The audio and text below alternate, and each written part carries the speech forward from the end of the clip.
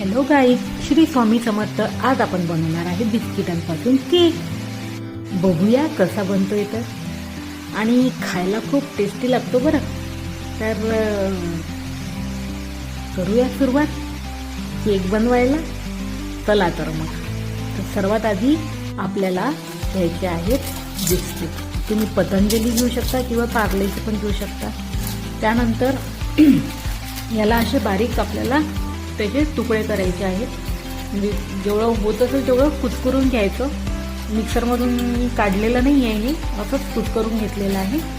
आणि आता हे कुचकरून झाल्यानंतर आपण इकडे कढई गरम करायला ठेवूया. कारण की आपण म्हणजे ओव्हन न वापरता हा केक तयार करणार आहे.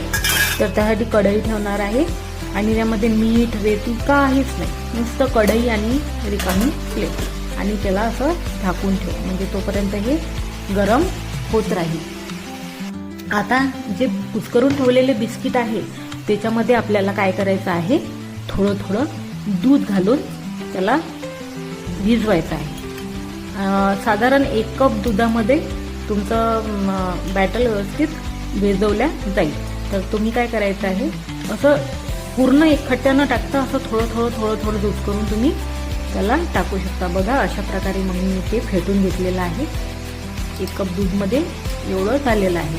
आता हे फेटल्यानंतर याच्यामध्ये मी थोडीशी पिठी साखर टाकत आहे. जी साखर असते आपली ती थोडी बारीक करून टाकायची आहे. तसं तर हे बिस्किट तसंच स्वीट असते, पण तुम्हाला अजून जर गोड केक हवा असेल तर तुम्ही ते पिठी साखर ॲड करू शकता. आणि आता याला आपण भिजवून बाजूला ठेवूया झाकण ठेवून.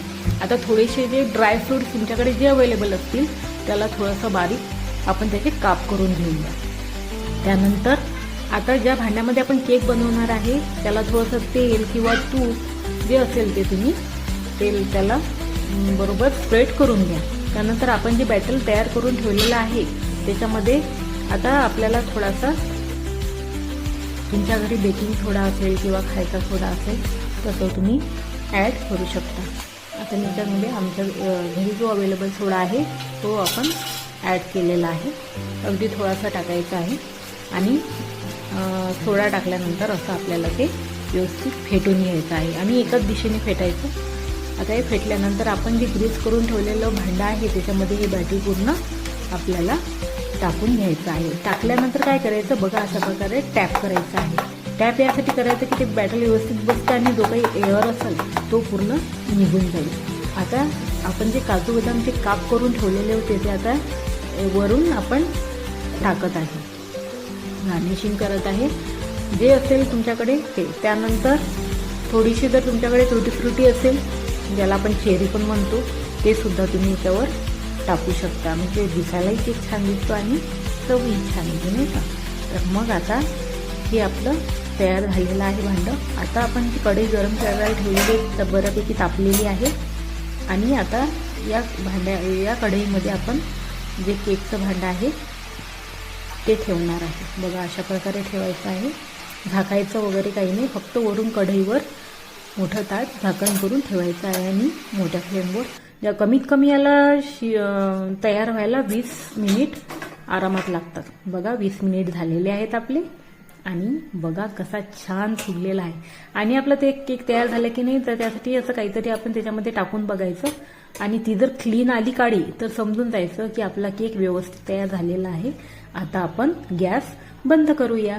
बघा छानपैकी आपला केक फुगून तयार झालेला आहे. वाव, मस्त. आणि सुगंधही खूप छान सुटलेला आहे बरं का. आणि आता त्यानंतर थोडंसं त्याच्या कळ्या वगैरे ढिल्या करून 2-3 वेळा टॅप करून आपण हा केक काढून घेतलेला आहे. आणि बघू शकता तुमच्या डोळ्यासमोर आहे केक, गरम गरमच आहे आणि एकदम स्पंजी झालेला आहे. तर मग कसा वाटला केक? चला येत आहे मग खायला. या मग नक्कीच ट्राय करून बघा, खायला अतिशय छान आहे.